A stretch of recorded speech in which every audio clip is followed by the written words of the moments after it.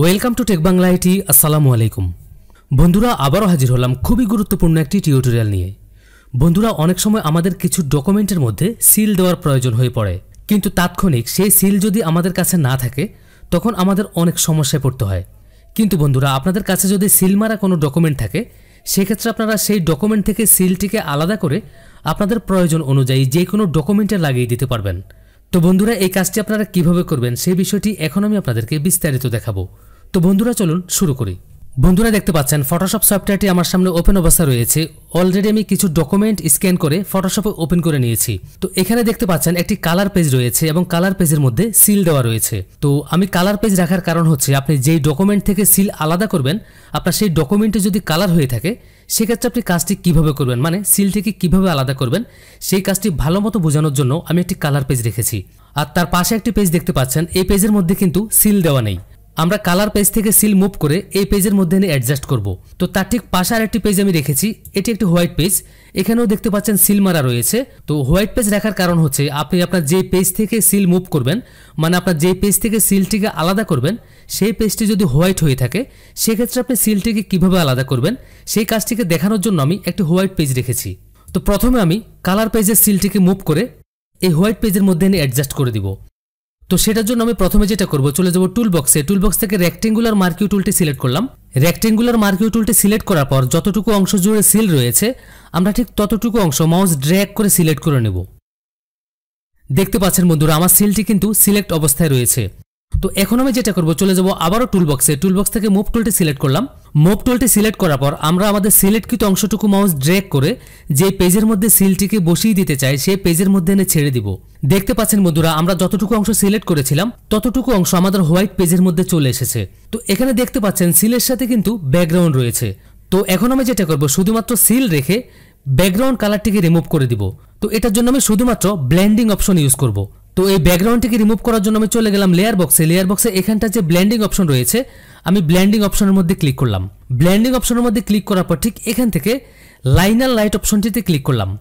দেখতে পাচ্ছেন বন্ধুরা, সিল ব্যতীত শুধুমাত্র ব্যাকগ্রাউন্ডটি কিন্তু রিমুভ হয়ে গিয়েছে। তো এখন আমরা যেটা করব, সিলের কালার একটু অ্যাডজাস্ট করে দিব। তো সেটার জন্য আমি কালার ব্যালেন্স ইউজ করব। তো আমি কিবোর্ড থেকে কন্ট্রোল বি প্রেস করলাম।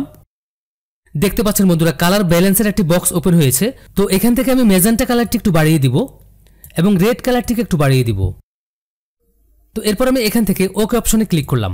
তো এরপর আপনি যেটা করবেন, আপনার সিলটি যেখানটায় অ্যাডজাস্ট করা দরকার আপনি আপনার ইচ্ছে মতো সিলটিকে সেই জায়গাটায় অ্যাডজাস্ট করে নেবেন। তো আমি যদি আপনাদেরকে পেজটিকে একটু জুম করে দেখাই, দেখতে পাচ্ছেন বন্ধুরা, হুবহু অরিজিনাল সিল কিন্তু এখানটায় অ্যাডজাস্ট হয়ে গিয়েছে। এখন যদি আপনি ঠিক এইভাবেই কালার প্রিন্টার দিয়ে প্রিন্ট করেন তাহলে আপনার ডকুমেন্ট এবং সিল ঠিক যেভাবে আছে ঠিক সেভাবেই কিন্তু প্রিন্ট হবে। তো এই তো গেলো কালার পেজ থেকে সিল মুভ করা। তো এখন আমি যেটা করবো, এখানে যে হোয়াইট পেজ রয়েছে হোয়াইট পেজের মধ্যে দেখতে পাচ্ছেন সিল রয়েছে। আমরা এই হোয়াইট পেজ থেকে সিল মুভ করে কালার পেজে এনে অ্যাডজাস্ট করব।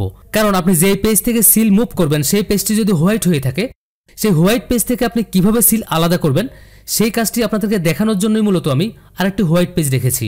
তো এক্ষেত্রে আমি ঠিক একইভাবে চলে যাব টুল বক্সে। টুল বক্স থেকে মার্কিউ টুলটি সিলেক্ট করলাম। মার্কিউ টুল সিলেক্ট করার পর ঠিক একইভাবে মাউস ড্র্যাগ করে আমি সিলটিকে সিলেক্ট করে নিলাম।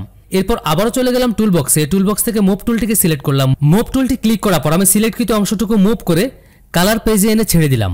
দেখতে পাচ্ছেন বন্ধুরা, এখানটা কিন্তু হোয়াইট ব্যাকগ্রাউন্ড সহ সিলটি মুভ হয়েছে। তো এখন আমি যেটা করব, ঠিক একইভাবে ব্লেন্ডিং অপশন ইউজ করে হোয়াইট ব্যাকগ্রাউন্ডটিকে রিমুভ করে দিব। তো সেটার জন্য আমি চলে গেলাম লেয়ার বক্সে। লেয়ার বক্স থেকে আবারও ব্লেন্ডিং অপশনে ক্লিক করলাম। ব্লেন্ডিং অপশনে ক্লিক করার পর এক্ষেত্রে আমি মাল্টিপ্লাই অপশনটি ইউজ করব। তো আমি এখান থেকে মাল্টিপ্লাই অপশনটিকে ক্লিক করলাম। দেখতে পাচ্ছেন বন্ধুরা, মাল্টিপ্লাই অপশনটিকে ক্লিক করার সাথে সাথে সিল থেকে ব্যাকগ্রাউন্ডটি রিমুভ হয়ে গিয়েছে। এখন আপনি চাইলে আপনার ইচ্ছে মতো এই সিলটিকে ইউজ করতে পারবেন। তো বন্ধুরা, আপনারা একটি বিষয় অবশ্যই লক্ষ্য করেছেন, আমরা যখন কালার পেজ থেকে সিল মুভ করেছি তখন কিন্তু আমরা ব্লেন্ডিং অপশন থেকে লাইনার লাইট অপশনটিকে ইউজ করেছিলাম। আবার ঠিক একইভাবে যখন আমি হোয়াইট পেজ থেকে সিল মুভ করেছি তখন কিন্তু আমি এখান থেকে মাল্টিপ্লাই অপশনটিকে ইউজ করেছি। তার মানে আপনারা এতক্ষণে বুঝে গিয়েছেন যে হোয়াইট পেজ থেকে কিভাবে সিল মুভ করতে হয় এবং কালার পেজ থেকে কিভাবে সিল মুভ করতে হয়। তো ঠিক একইভাবে যদি আপনি একটি হোয়াইট পেজ থেকে অন্য একটি হোয়াইট পেজে সিল মুভ করেন আপনাকে ঠিক একই কাজ করতে হবে। সিলটিকে মুভ করার পর আপনি ঠিক এখান থেকে ব্লেন্ডিং অপশনে এসে মাল্টিপ্লাই অপশনটিতে ক্লিক করবেন। এরপর আপনি আপনার ইচ্ছে মতো সিলটিকে ইউজ করতে পারবেন।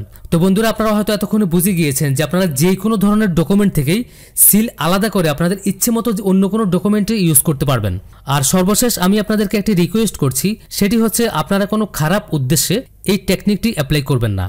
তো বন্ধুরা, আশা করছি টিউটোরিয়ালটি আপনাদের অনেক ভালো লেগেছে। আর যদি ভালো লেগে থাকে তাহলে অবশ্যই আমার ভিডিওতে একটি লাইক করবেন, আর আপনার কোনো মতামত থাকলে সেটি কমেন্ট করে জানাবেন। তো বন্ধুরা, দেখা হবে পরবর্তীতে নতুন কোনো চমৎকার টিউটোরিয়াল নিয়ে। সেই পর্যন্ত সবাই ভালো থাকুন। আল্লাহ হাফেজ।